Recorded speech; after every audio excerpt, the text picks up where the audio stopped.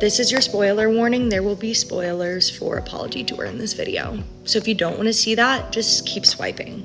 Okay, first of all, let me just say that was an intense episode. I will be sending my therapy bill post haste as soon as possible. Anyways, the spoilers start in like 5 seconds. So 5, 4, 3, 2, 1.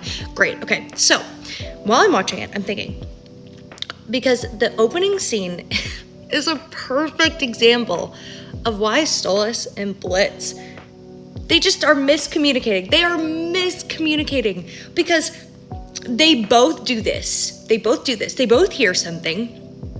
It might be the most innocuous phrase in the world or whatever, but they interpret it, they look for the meaning. So they are both miscommunicating with each other. And I think they are both right and wrong, okay? It's a complicated situation. It is not one-sided. It's not like Blitz was right, Stolas was right. It is both of them, okay? And they're both wrong, too. But it does prove essentially what they kind of hinted at in Full Moon, which Blitz has this perception, because Stolas is a Goetia, he is a Prince of Hell, that there is some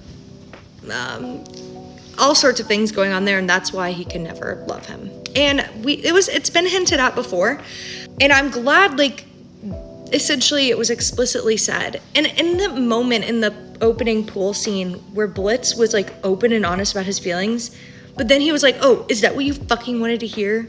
I don't remember what he said exactly. And Stolas was like, yes, that is what I wanted to hear. And I think it clicked in Blitz's mind for the first time that, like, Stolas is being 100% genuine with him. Or not exactly 100% genuine, but like he is genuine about, he wants to know Blitz's thoughts and feelings and wants him to be open, which of course probably many of Blitz's exes wanted, but never succeeded at getting. But I think this is when the cogs started turning in Blitz's head that, you know, maybe he was wrong. And as we see throughout his character development in this specific episode, we see him go to the anti-Blitz party. And we see him at the anti-Blitz party. He figured it out. He figured out that the person he truly wanted to apologize for is the one he cares for the most, which is Stolas. Or out of, like, the exes. I mean, I think he does care for Veronica in a weird way, but I will say, I think he figured it out because he explicitly said it. Now the question is, Stolas listening? Are they actually gonna have a real conversation with each other? Okay, so Blitz talking to Veronica on the top of the balcony, and they're looking down at the party. I think that was a huge moment for Blitz's character development. And I think he's figuring it out. I think he's figuring out what he wants, which it seems like he might be open to having a real relationship with Stolas. I just don't know if he wanted to admit that to himself until Apology Tour happened. And his conversation with Veronica really shows that he's growing, he's changing, he's learning. And I think it's beautiful. Who would have thought this show about imp assassins from hell would have such beautiful moments of character growth and character development. The writing, chef's kiss. But nevertheless, I think Blitz is getting to the place where he's figuring it out. Now, the question is, will he figure out what to do about that? Will he figure out how to do the right thing? And is Stolas going to wait around for that? I don't know about that. But I also don't think Stolas needs to wait around for that. I think, although I want them to end up together, their relationship right now is not healthy. They need to actually speak to each other similarly to how they spoke to each other in Apology Tour, except in the first scene.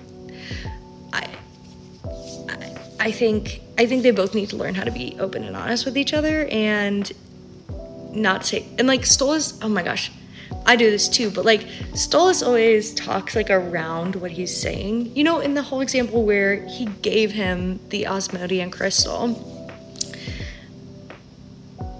he did not go about that the right way. He could have been like, because I feel like I think I triggered Blitz, because Stolas is like, oh yeah, we found out that Blitz in this episode, it's implied in his characterization that he feels like he has to earn the ability to go to Earth. And I get that. Like, I don't like just being handed things either. What Stolas really should have said, instead of the roundabout way, he was like, oh, here you go. He should have been like, hey, I wanted to talk to you about something. I'm feeling uncomfortable with the transactional nature of our relationship. I want to pursue a romantic relationship with you that is not tied to sexual favors or my use of my grimoire, because I have feelings for you. And if you are willing to consider it, or maybe if you feel the same, I would like to pursue a relationship with you that is not attached to the transactional use of my grimoire. So I asked Osmodeus if I could have an Osmodian crystal to give to you so you could travel to Earth without my grimoire.